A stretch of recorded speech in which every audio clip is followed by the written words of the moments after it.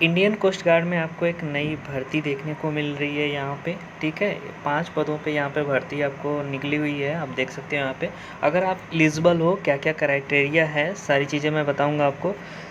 अगर इसके बाद आप एलिजिबल हो तो आप फॉर्म को अप्लाई कर सकते हो। क्या क्या एलिजिबिलिटी रहेगी, क्राइटेरिया रहेगा, सिलेक्शन प्रोसेस क्या होगा, सिलेबस क्या होगा, एज लिमिट कितनी होगी, और फॉर्म जो है कब से भरा जा रहा है और इसकी लास्ट डेट क्या होने वाली है, तो सारी चीज़ें मैं आपको विस्तृत रूप से बताऊंगा। तो अभी आप वीडियो में शुरू से अंत तक बने रहिए और इसके लिए आप चैनल को सब्सक्राइब कर लीजिए। यहाँ पे आप देख रहे हैं एक नोटिस जारी किया गया है इंडियन कोस्ट गार्ड के द्वारा, जो कि आपको हमारे टेलीग्राम ग्रुप पे भी मिल जाएगा। इस वीडियो के डिस्क्रिप्शन में लिंक मिलेगा, वहाँ से आप डाउनलोड कर पाएंगे या वहाँ से इजीली आप प्राप्त कर पाएंगे। तो एप्लीकेशन जो है 17 तारीख से आपका यहाँ पे स्टार्ट हो जाएगा, ठीक है। स्टार्ट हो जाएगा यहाँ पे 17 तारीख से। इस फॉर्म को आप 7 सितंबर तक भरा जाएगा, तो इसको आप भर सकते हैं, ये इसका मतलब डेट दिया हुआ है। बाकी जो यहाँ पे एलिजिबिलिटी क्राइटेरिया है उसके बारे में बताया गया, ठीक है। तो इसको अच्छे तरीके से आप पढ़ लेंगे नोटिस को डाउनलोड करके, क्योंकि बहुत सारी चीज़ें होती हैं जो आपको पढ़ने के बाद कंफर्म हो पाती हैं। तो यहाँ पे अगर मैं बताऊँ, जनरल ड्यूटी की जो पहली पोस्ट है उसके लिए आपका जो एज लिमिट दिया हुआ है, यहाँ से 1 जुलाई 1997 से आपकी डेट होनी चाहिए, जो डेट ऑफ बर्थ की, वो 30 जून 2001 के बीच में होना चाहिए, ठीक है। मतलब कि 1997 से 2000 के बीच में, वो भी आपको 1 जुलाई से होना चाहिए और 30 जून के भीतर होना चाहिए, ठीक है। तो इसके अंदर है तो आप एलिजिबल हैं इसके लिए, पहली क्राइटेरिया। दूसरी, अगर आप मेल हैं तो एलिजिबल हैं, क्योंकि ये मेल के लिए है।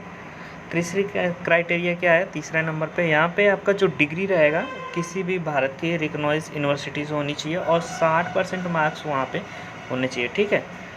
और इसके बाद जो आपका ग्रेजुएशन से पहले इंटर होता है, तो इंटरमीडिएट की परीक्षा में आपका जो है 55% मिनिमम मार्क्स होना चाहिए।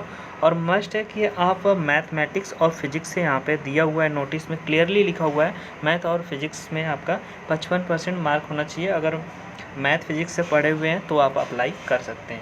ये तो था यहाँ पे पहले पोस्ट के लिए, जो जनरल ड्यूटी जीडी के लिए है, ठीक है। अब बात करते हैं सेकेंड पोस्ट, जो है कमर्शियल पायलट लाइसेंस, ठीक है। इसके लिए एसएस जो है इसका शॉर्ट नेम है। इसके लिए क्या एज लिमिट होने वाला है, तो इसके लिए एज लिमिट जो है 1 जुलाई 1997 से 30 जून 2003 तक होने वाला है। आपने वहाँ देखा कि मतलब 2001 तक था, लेकिन यहाँ पे 2003 तक है लास्ट जो है एज लिमिट। और इसमें मेल और फीमेल दोनों अप्लाई कर सकते हैं। जनरल ड्यूटी में क्या था कि सिर्फ मेल अप्लाई कर सकते थे, लेकिन यहाँ पे मेल फीमेल दोनों अप्लाई कर सकते हैं। और इसके लिए जो दिया है कि 12वीं का इक्विवेलेंट है, जैसे फिजिक्स मैथ इसमें है, तो इस सब्जेक्ट में आपके 55% यहाँ पे मार्क अगर हैं तो आप एलिजिबल हैं इसके लिए। साथ में अगर आप डिप्लोमा किए हैं तो डिप्लोमा में भी फिजिक्स और मैथमेटिक्स अगर आपके पास रहा होगा तो आप एलिजिबल हैं, ठीक है। 55% मार्क्स होने चाहिए तो आप एलिजिबल हैं इसके लिए, ठीक है। और साथ में आपके पास लाइसेंस होना चाहिए कमर्शियल पायलट का, ठीक है।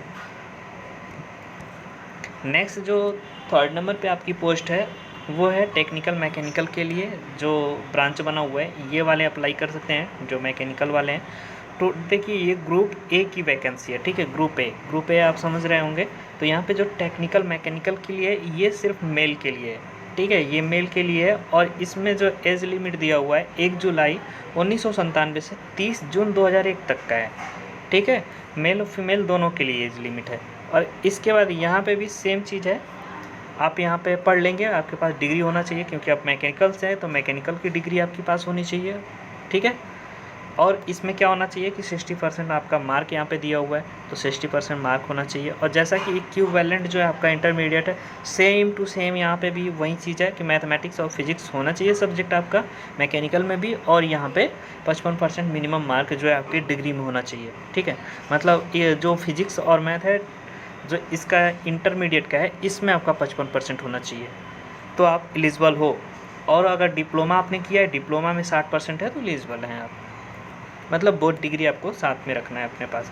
इसके बाद अगला जो है टेक्निकल वाले अप्लाई कर सकते हैं, जो इलेक्ट्रिकल और इलेक्ट्रॉनिक्स से डिप्लोमा किए हैं, उनके पास एक डिग्री होनी चाहिए, ठीक है, डिग्री होनी चाहिए उनके पास यहाँ पे भारत के जो यूनिवर्सिटी हैं उनके अंतर्गत। और 60% यहाँ पे दिया हुआ है कि 60% मार्क्स उसमें आने चाहिए आपके डिग्री में। और यहाँ पे जो क्वालिफ़िकेशन जो दिया है इक्विवेलेंट क्वालिफ़िकेशन, तो यहाँ पे आप पढ़ सकते हो, सेम चीज़ है यहाँ पे दिया हुआ है कि जो मैंने आपको बताया कि इंटरमीडिएट में आपके पास फिजिक्स और मैथमेटिक्स होनी चाहिए, तो वो चीज़ें यहाँ पे दिया हुआ है। 55% मार्क सेम चीज़ यहाँ पे, तो सारी नोटिस आप पढ़ लेंगे अच्छे से, मैं आपको प्रोवाइड कर दूँगा। और यहाँ पे एज लिमिट मैं बता दूँ आपको, 1 जुलाई 1997 से 30 जून 2001 तक यहाँ पे एज लिमिट दिया हुआ है। अगला जो है लाइन ट्री के लिए है, जो लाइन ट्री की है, मतलब ला की जब बात आ गई है तो कहीं ना कहीं आपको जो है यहाँ पे मेल फीमेल दोनों के लिए दिख जाएगा। और इसमें जो डिग्री होगी आपकी लॉ की होनी चाहिए और 60% मार्क्स यहाँ पे होने चाहिए, ठीक है। भारत की कोई भी रिकॉग्नाइज यूनिवर्सिटी हो सकती है, इसमें सभी एलिजिबल है और मेल फीमेल दोनों तरह के कैंडिडेट इसमें एलिजिबल हैं। और इसमें जो एज लिमिट का क्राइटेरिया बना हुआ है वो 1 जुलाई 1993 से है, ठीक है। 1997 से उसमें था, बाकी की जो पोस्ट हैं आपके, इसमें क्या है कि आप 1993 से एलिजिबल हैं। 1 जुलाई 1993 से अगर आपका डेट ऑफ बर्थ स्टार्ट होता है और 30 जून 2001 से पहले का है, मतलब उसके बीच का है, तो आप एलिजिबल हैं, ठीक है। तो यहाँ पे ये चीज़ें थी सारी जो मैंने आपको बता दी है।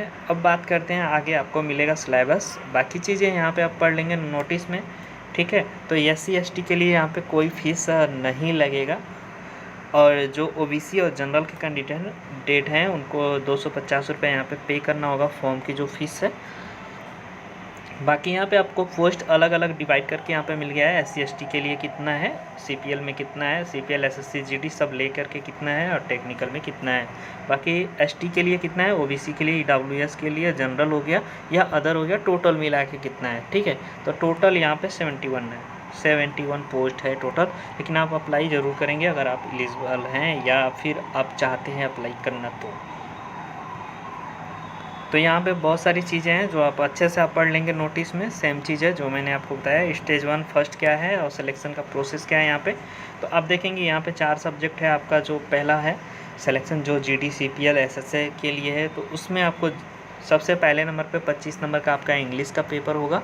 टोटल पेपर अगर बात करें हावर्स की, तो 2 घंटे आपको समय मिलेंगे, 100 क्वेश्चन होंगे, ठीक है। सभी में 100 क्वेश्चन होंगे और यहाँ पे 2 घंटे का आपको टाइम मिलेगा। तो इंग्लिश की बात करें, इंग्लिश 25 नंबर का होगा, ठीक है।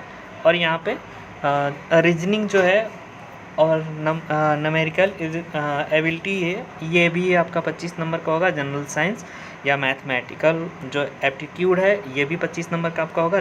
जनरल नॉलेज यानी कि GK आपका भी 25 नंबर का होने वाला है। अब सिलेक्शन जो सेकंड है मैकेनिकल के लिए है, मैकेनिकल के लिए सेम है, इंग्लिश है लेकिन यहाँ पे 10 नंबर का होगा आपका। रीजनिंग न्यूमेरिकल एबिलिटी जो है ये भी 10 नंबर का होगा। जनरल साइंस मैथमेटिकल एप्टीट्यूड ये भी 10 नंबर का होने वाला है। GK ये भी 10 नंबर का होने वाला है। और यहाँ पे मैकेनिकल, अगर मैकेनिकल ब्रांच से चूँकि आप डिप्लोमा किए हैं तो मैकेनिकल से आपका 60 क्वेश्चन यहाँ पे पूछा जा रहा है। और समय जो है यहाँ पे सेम है, आपको 2 घंटे का समय मिलेगा।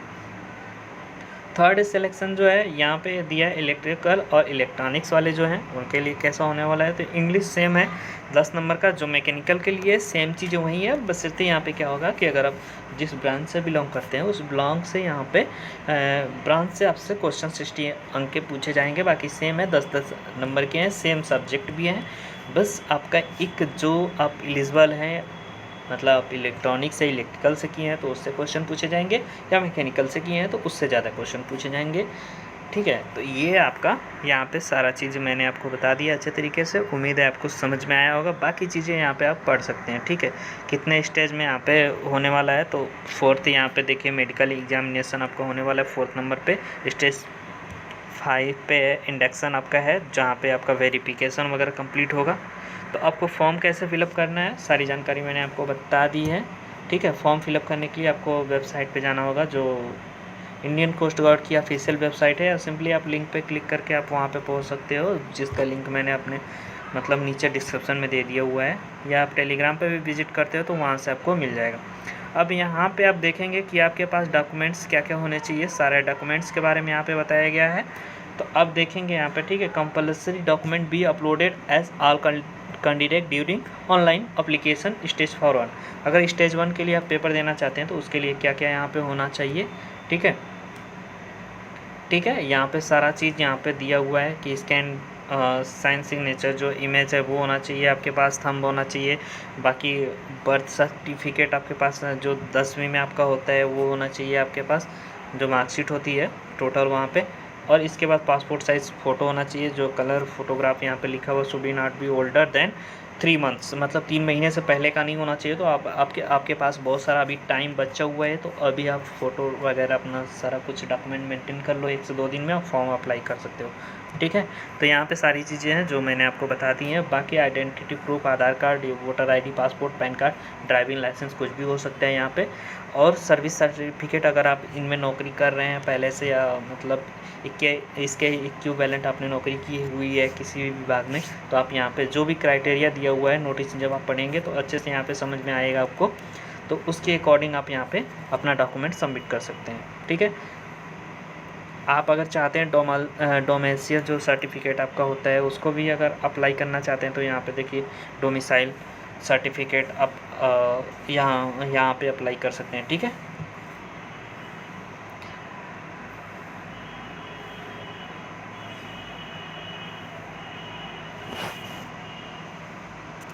अब आप चाहें तो अब थोड़ा नीचे आके यहाँ पे देखेंगे फ़ोन थोड़ा सा जो है प्रॉब्लम कर रहा है, तो यहाँ पे नीचे आके बाकी चीज़ें आप पढ़ सकते हैं, यहाँ पे अच्छे तरीके से आपको समझ में आ जाएगा, ठीक है।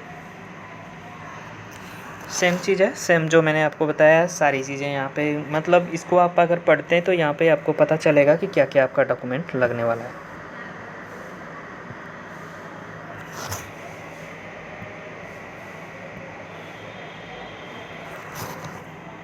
ये तो था मतलब कि कैसे आपको फिलअप करना है, उसके बारे में मैंने जो आपको बताया है। तो यहाँ पे देख रहे हैं आप थोड़ा सा प्रॉब्लम आपके साथ हो रहा है यहाँ पे, तो आप समझ सकते हैं। बाकी यहाँ पे मैं क्लिक करता हूँ और आप जब इस लिंक पे आएंगे, यहाँ पे साइट पे आएंगे तो यहाँ पे आपको साइट दिख जाएगी, ठीक है।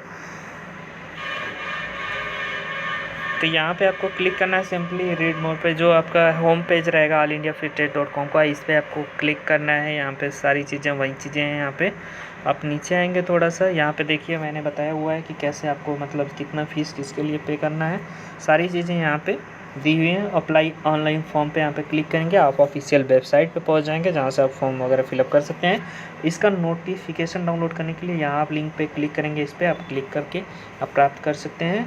और यहाँ पे आप टेलीग्राम से भी जुड़ सकते हैं, या आप सिंपली लिंक नीचे मिलेगा आप वहाँ से कर सकते हैं। आप यूट्यूब चैनल जिस पे आप विजिट करके आप वीडियो देख रहे हो उसको आप सब्सक्राइब भी कर सकते हो यहाँ से। तो सारी चीज़ें वही चीज़ें मैंने आपको जो बताई है यहाँ पे भी है। तो उम्मीद करते हैं आपको सब चीज़ समझ में आया होगा। अगर समझ में आया तो आप आगे वीडियो को शेयर कर सकते हो। धन्यवाद।